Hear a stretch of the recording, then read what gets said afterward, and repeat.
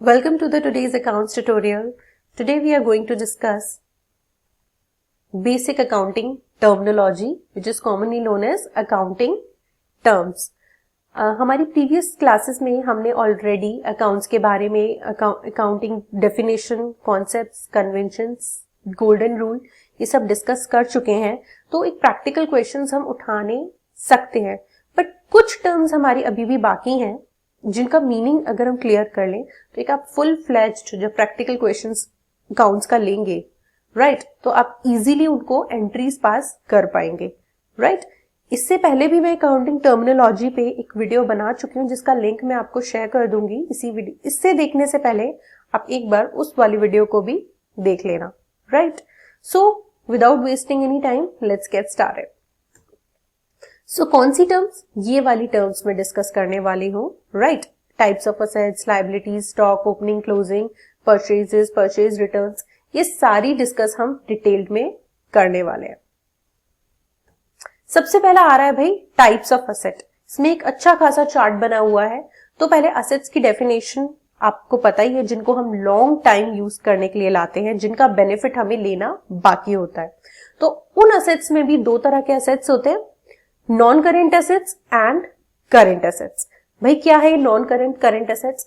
Non current assets हमारे वो assets होते हैं जो कि हमारे जो readily convertible cash with in a year नहीं होते. आई रिपीट, वो एसेट्स जो हमारे 12 महीने के अंदर अंदर कैश में कन्वर्ट नहीं होंगे. फिक्स्ड एसेट्स, आज आप मशीनरी खरीद के लाए हो, लेट्स सपोज 10 लाख की, क्या ये रेडिली कन्वर्टेबल इनटू? नहीं. वो करंट एसेट्स, इन्वेस्टमेंट्स आते हैं इसमें, हमारे डेटर्स आते हैं, नॉन करंट इन्वेस्टमेंट्स आते हैं हमारे इसमें, debtors, short term advances, cash and cash equivalents, ये सारी चीजें क्या आती है मेरी करंट एसेट्स में. तो करंट एसेट्स का जो टाइम पीरियड होता है within a 12 months they are converted into cash, and non current assets they are not. अब 12 महीने के अंदर अंदर नहीं होता. लेट्स सपोज 2 साल में हो जाए, 3 साल में हो जाए, बस बेसिक इनमें डिफरेंस क्या है, ये with in a current assets हमारे विद इन अ 12 मंथ्स में कन्वर्ट हो जाते हैं कैश में, एंड नॉन करंट एसेट्स मेरे not convertible into cash with in 12 months. अब ये टाइम पीरियड डिफाइन नहीं कर पा रहा है कि 2 साल 3 साल कितना, बस डिफरेंस ये है 12 महीने में वो कन्वर्ट होंगे, ये मोर देन 12 मंथ्स लेंगे. Fixed assets, non current assets में मेरे क्या आते हैं, fixed assets, non current investments and other non current assets. Fixed assets आपको पता ही है, प्लांट मशीनरी, फर्नीचर, इक्विपमेंट्स, जो कि टेंजिबल का वाला पार्ट है. Intangibles, goodwill, copyrights, trademarks, right. Inventories आप समझते ही हैं, जिस चीज का बिजनेस कर रहे हैं उसी को इन्वेंट्रीज कहते हैं. लेट्स सपोज कोई शर्ट बनाने का बिजनेस कर रहा है तो इन्वेंट्रीज उसके लिए क्या होंगी, शर्ट. कोई अगर लाइक सपोज फोन बना रहा है, टेलीफोन, तो उसके लिए फोन्स क्या होंगे, इन्वेंट्रीज का पार्ट होंगी, राइट. इसी तरीके से हमारे ट्रेड रिसीवेबल्स होते हैं. ट्रेड रिसीवेबल्स मेरे क्या होते हैं, जिन लोगों को मैं अपने गुड्स किस पे सेल करती हूँ, क्रेडिट पे सेल्स करती हूँ, वो मेरे क्या कहलाते हैं, जो जिनसे मुझे पैसा आना बाकी, वो trade receivable. Cash and cash equivalents, कुछ आपके पास कैश तो पड़ा होगा ना, कैश, बैंक बैलेंस, उसको क्या बोलते हैं हम, current assets. Types of liabilities, similarly types of liabilities भी मेरी दो तरह की होती है, current liability and non current liability. Current liability मेरी वो होती है जिनको मुझे जिन लायबिलिटीज को मुझे पे करना है within a 12 months, as simple as that.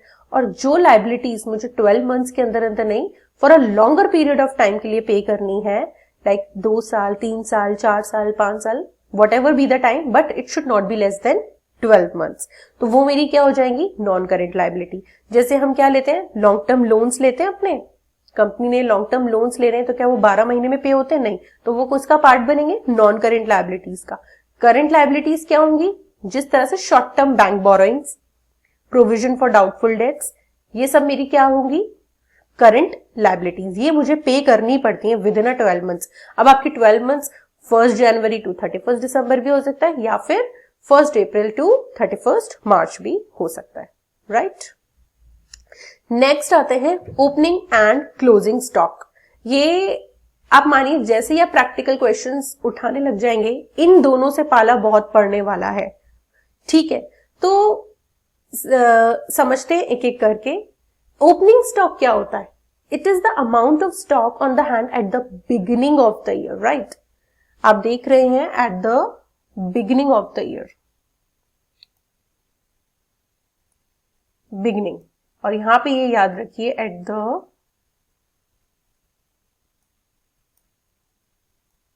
And of the year, right? तो ओपनिंग क्लोजिंग में क्या है?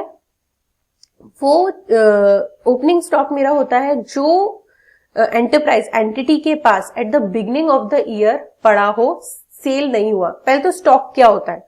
वो चीजें, वो आइटम्स मेरे बिजनेस के जो अभी सेल होने बाकी हैं। शर्ट का एग्जाम्पल लेते हैं। 100 शर्ट्स बनाई, इस साल मैंने 75 शर्ट्स सेल कर दी।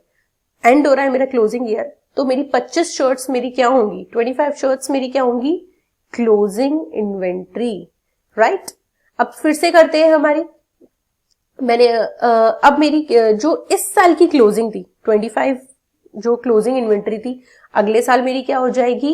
ओपनिंग एंट्री हो जाएगी, opening closing stock. So opening stock क्या होता है? जब बिगिनिंग ऑफ द ईयर के आपके पास कुछ अनसोल्ड गुड्स पड़ा हो, उसे हम क्या कहते हैं? Opening stock. और at the end of the year हमारे पास कुछ स्टॉक सेल होने से बचा हो, उसे हम क्या कहते हैं? Closing stock, right? आगे बढ़ते हैं। Purchases and purchase return. Purchases and purchase return हमारे क्या है? बहुत लोगों को मीनिंग इसका पता भी होगा कि परचेज एंड परचेज रिटर्न्स क्या होते हैं। Purchases are total amount of goods procured by business on credit और cash। वो सारा गुड्स आप जो खरीद रहे हो अपने सप्लायर से, राइट? तो उसे क्या कहते हैं हम? दो तरह की कंसर्न होती हैं। एक होती है मेरी क्या? ट्रेडिंग कंसर्न, सॉरी, एक होती है मेरी ट्रेडिंग कंसर्न और एक होती है मेरी मैन्युफैक्चरिंग कंसर्न। ट्रेडिंग कंसर्न क्या होती है? जिनके यहाँ खुद के यहाँ कुछ मैन्युफैक्चरिंग नहीं होती। हमारे डिपार्टमेंटल स्टोर्स होते हैं, ये डी मार्ट हो गया, ये आपका रिलायंस फ्रेश, ये क्या होते हैं? ये सारे क्या है? ट्रेडिंग कंसर्न्स ही तो है। इनके यहाँ खुद क्या मैन्युफैक्चरिंग नहीं होती, ये बाहर से लेकर आते हैं। तो ट्रेडिंग कंसर्न में क्या है?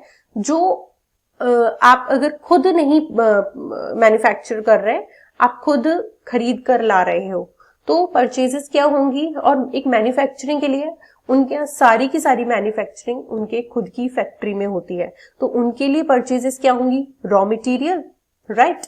जितना भी कुछ बनाने के लिए। तो सिंपल सी भाषा में अगर हम परचेजेस को समझें, purchases are total amount of goods procured by business on credit और कैश। कैश पे भी परचेज हो सकती है या फिर उधारी पे, क्रेडिट पे भी परचेज हो सकती है, क्रेडिट पे या कैश पे। सो और परचेज रिटर्न क्या होगी? सपोज करो कुछ एंटिटी को डिफेक्टिव लगा, राइट? तो डिफेक्टिव, तो उसको हम क्या कर सकते हैं? हम उसको रिटर्न कर सकते हैं। तो परचेजेस सपोज करी थी 50,000 की और कुछ डिफेक्टिव माल निकला, हमने रिटर्न कर दिया 5,000 का, तो 45,000 की हमारी टोटल नेट परचेजेस हुई। परचेजेस में मेरी क्या आ गई? Total purchases of the year. और जो गुड्स डिफेक्टिव लगा उसे मैंने रिटर्न कर दिया, उसे क्या करेंगे? Purchase return. डिफेक्टिव लगा या कोई भी रीजन होता है, not only defective, any authentic reason की वजह से आपने रिटर्न कर दिया, तो उसे हम क्या कहेंगे? Purchase return.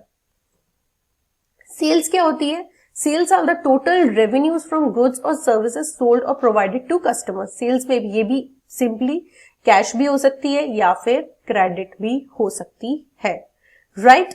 Sales refers to the amount of goods sold that have already been manufactured, brought or manufactured by the business। Simple सी भाषा में बोलो तो जो भी आप जिस चीज की ट्रेडिंग कर रहे हो या जिस चीज की मैन्युफैक्चरिंग कर रहे हो, उसे बेचोगे तो उसे सेल्स कहेंगे। इसी तरीके से अगर कुछ कस्टमर्स को ड्यू टू डिफेक्टिव और due to any other reason नहीं समझ में आता तो दे कैन बी रिटर्न, और उसको हम क्या कहते हैं? Sales return. सेल्स रिटर्न का दूसरा नाम क्या है? Return inwards. इसी तरह से परचेज रिटर्न का दूसरा नाम क्या है? Return outwards. तो रिटर्न सेल्स रिटर्न भी लिखा हुआ आ सकता है क्वेश्चन में, या रिटर्न इनवर्ड्स भी लिखा हुआ आना चाहिए, आ सकता है। तो आपको दोनों पता होने चाहिए। Sales return and return inwards are one and the same thing, and purchase return and purchase outwards are one and the same thing. Interest on capital and interest on drawing. तो पहले तो इंटरेस्ट ऑन कैपिटल पढ़ते हैं। हम पहली ही classes में समझ चुके हैं बिजनेस और बिजनेसमैन दोनों अलग अलग है, राइट? तो जो सपोज करो मैंने एक एग्जाम्पल भी दे रखा है कि Ram is the owner of the firm name XYZ enterprise, जिसने कंट्रीब्यूट किया बिजनेस में कितने 1 लाख रुपीज। राम, अब आपको पता होना चाहिए राम और XYZ लिमिटेड दोनों अलग अलग है। क्यों? Due to business entity concept. तो जो 1 लाख उसने जो बिजनेस में लगाया है, तो उस पे इंटरेस्ट कितना मिलेगा उसको? 10%। कौन देगा? राम XYZ को देगा या XYZ राम को? अरे XYZ राम को देगा, राइट? क्योंकि XYZ ने क्या लिया है? लायबिलिटी हो गई 1 लाख की, तो XYZ को पे करना पड़ेगा राम को at the end of the year at the rate 10%। So simple सी बात है, जो भी अमाउंट कैपिटल इन्वेस्ट करता है ओनर अपने बिजनेस में, उस पे वो चार्ज करता है इंटरेस्ट। मींस बिजनेस को रिटर्न में देना पड़ता है क्या? इंटरेस्ट। उसी को हम क्या बोलते हैं? Interest on capital. Interest on capital खर्चा हुआ बिजनेस का या इनकम हुई? सोचो, इंटरेस्ट ऑन कैपिटल एक खर्चा है या इनकम है? राम के पॉइंट ऑफ व्यू से नहीं, XYZ के पॉइंट ऑफ व्यू से। XYZ के पॉइंट ऑफ व्यू से हम बिजनेस की अकाउंटिंग कर रहे हैं ना, राम की अकाउंटिंग थोड़ी कर रहे हैं। तो interest on capital will be an expense to a enterprise and will be charged to the profit and loss account of the XYZ Enterprise Limited, right? Interest on drawings. Drawings क्या होती हैं?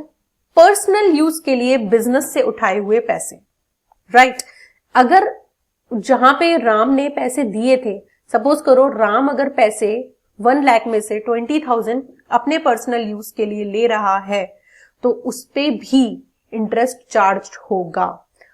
उस पे भी और किसी भी रेट पे चार्ज हो सकता है। तो इंटरेस्ट ऑन ड्रॉइंग्स एक एंटरप्राइज के लिए खर्चा है या इनकम है? इनकम है, राइट? आगे बढ़ते हैं।